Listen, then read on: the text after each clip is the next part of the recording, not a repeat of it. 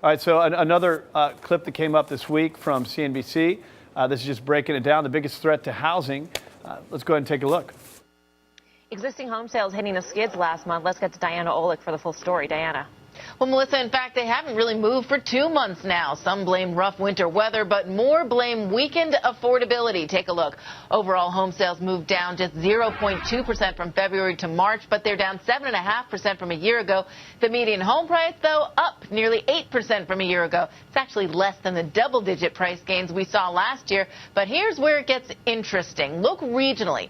Sales are up in the Northeast and the Midwest, where price gains are smaller, and sales are down in the South and the West, where prices have jumped the most thanks to investors. So Zillow now reports that several major markets in California are now unaffordable, and home values in more than 1,000 U.S. cities are expected to reach pre-recession price peaks within the next year. Major metros like Dallas, Houston, Denver, Pittsburgh, and San Antonio, Zillow says prices will reach new peaks later in the year. So higher prices, though, do not necessarily mean higher sales, especially because those prices are being driven by very short supplies of homes for sale. If we want to know what the next few months will hold, take a look at pending home sales versus mortgage purchase.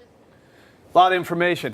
The thing about that news clip is it's a national report. Let's really break down things on the local San Diego level. All housing markets are local, even into micro markets and zip codes. Here to comment on it, Bobby Martin. How you doing? A repeat offender to the show. Good to have you on again. It's always a pleasure. How's the golf game? Golf is non-existent right now. The market's very busy in the spring, so it's very difficult to get out there and play. So, I mean, let's look at this. Last year, it was kind of the year of the investor, low inventory. It's tough for buyers to get in. This year, I think we expected a lot more activity coming into the marketplace. The inventory stayed low, but the activity was kind of low as well. Let's explain why, and then we'll assess where we're at today. I mean, to be honest with you, in San Diego, I don't think the activity is very low at all. The problem is there's just not enough inventory out there. I've got a mile-long list of buyers who want to buy. Real quick, so everyone understands, low inventory means? Higher prices. It's more difficult. No, I mean as far as number of units. What does it mean to the It's basically number of units available for customers to buy or for homeowners to buy. Not many sellers. Not many sellers, and that's really what the reason why sales are down nationally, I think, is also because of that. But here locally, here in San Diego, that's the biggest reason. If we had another 3,000 homes on the market, 1,500 would be sold like that. So let's figure that out. Well, why aren't there more people putting their homes on the market? Last year, Case-Shiller report showed, depending on where you were in San Diego, 20% appreciation year over year, which is crazy. That's unsustainable. I would think that more sellers would say, well, let's get our home on the market, see what we can get for our property. But if there's low inventory, something's keeping that from happening. Well, I think low interest rates are what's keeping that. A lot of people, when they are getting ready to move, they're maybe keeping the property that they would normally have sold. Yeah. Because they have a 3.5% interest rate, it makes sense for them to keep it as a rental. And I think for the next 10 years or so, we're probably going to see that, because with rates at 3.5 to 4.5%. I think we're destined for low inventory for the next decade. It'll be interesting to see what happens with the move-up buyer. You specialize. I mean, one of the many things that you do, you help people move up. MoveUpSanDiego.com is your website. It's going to be interesting to see what happens. I mean, there's people right now that are locked into 30-year fixed at 3.5%. When rates go up to 5.5%, 6%, how motivated are they going to be to sell their property and burn that interest rate? And also this idea of, well, I want to wait till I have more equity in my home. Well, that home you want to buy is going to have a higher price to it as well. Coming up on May, it's a big month for relocation, certainly here in San Diego, California, the best weather year-round. Another report that I picked up from CNBC this week on relocating. You might not know it, but the month of May is considered National Moving Month. That's because it kicks off the busiest time of the year for moving. And if you're one of those people getting ready to pick up and start up in a new city, we've got some pointers on how to avoid moving scams. News Channel 5's Mary Moore has the details in tonight's Fraud Squad report.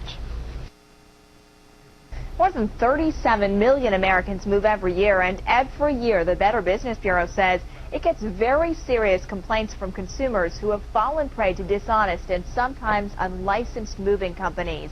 The BBB says it received more than 8,400 complaints against movers last year alone. Scams. little dramatic. They are out there. Yeah, that's what you call the wrong video. But she did identify the fact that May is a high volume relocation. I know that you see that. You actually wanted to speak specifically to this here. We switched over to Google Earth.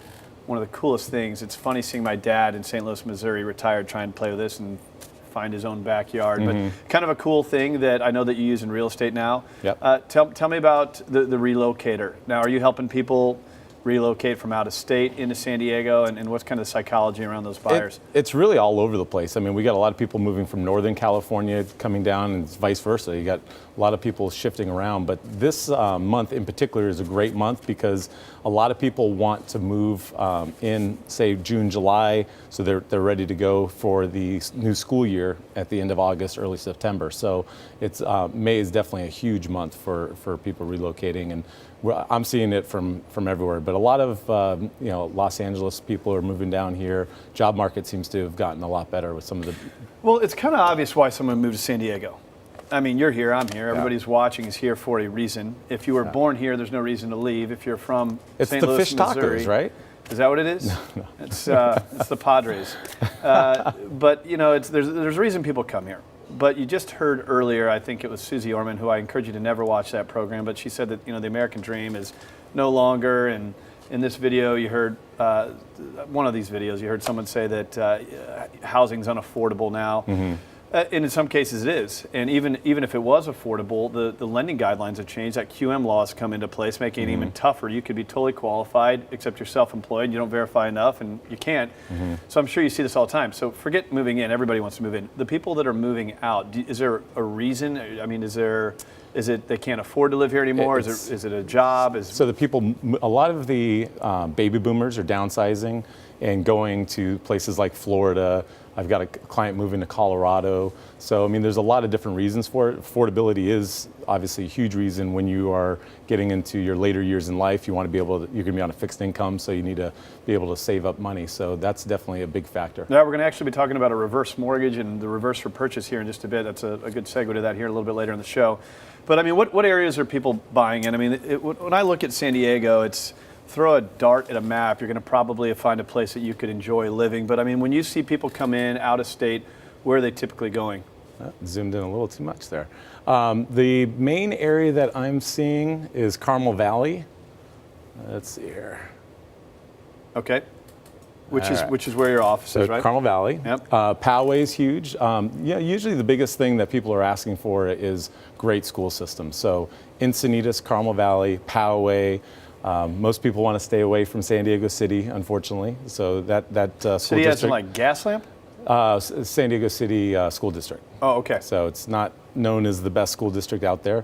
Carlsbad's a hot spot because it's close to Orange County, so you got a lot of people commuting. So those are probably the five main areas that. Activity starting to pick up a little bit with the the season now, spring, new school year. It's busy out there. Things are definitely moving along nicely. The problem is there's just not enough inventory. If there was a lot more inventory, you'd see sales a lot higher than they are now. Yeah, well, we're getting a lot of questions about it. If people want to visit, you go to moveupsandiego.com. Let's go ahead and get to one of our emails so you can help me answer this. If you visit craigsewing.com, hit the contact form. Happy to help you. Hey, Craig, does it make sense to get closing costs paid by the seller? This is Connor in San Diego. You know what? That's a good question, and I think that's really market dependent. Yeah. Right now, if you have low inventory, you tell me. Can you go get the seller to pay for costs? I think it's client dependent because if you have the money to pay for the closing costs, I always tell people pay for it because on the buyer side. On the buy side. Yeah. Yeah, because you're paying for it either way because the seller's going to look at their net, and if so, let's say you're asking for a $10,000 reduction, or not reduction, a closing cost credit. They're going to look at their net. You could have got a $10,000 better price on the property and lower your tax basis. And it also depends on how long you're going to keep the property. If you're going to keep the property for longer than 3 years, I say pay your own closing costs.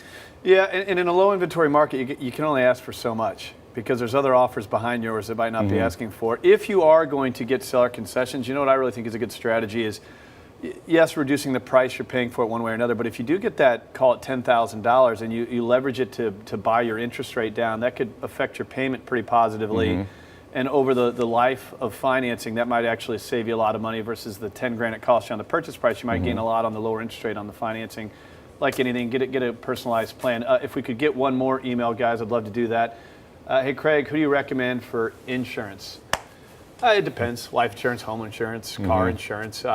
Craig Wong he saved me listen to this. Guy saved me $1,900 a year on my car insurance. I mean, that's pretty good. Granted, my driving record How historically many points speaking, do you have on your record? So we got to go to break now. No, I mean, it depends. I say Craig Wong does a great job for us. Jerry Sanders does a great job for us. It depends what kind of insurance you're looking for. But I certainly do appreciate you reaching out and asking what professionals we recommend. That's one of the things I try really hard to do within this show is make sure that we connect you with the right people. I don't have my real estate license. I'm not a financial advisor. I don't have my NMLS license as a mortgage banker. What I do here is I create the information and I ultimately create the plan for you, and I facilitate the introduction. So I appreciate you reaching out, and whether it's insurance, real estate, financial planning, debt management, credit, tax planning, estate planning, the list goes on and on. We should be able to help you with any of those things, so I appreciate you reaching out. Bobby Martin, thank you very much. Thank you.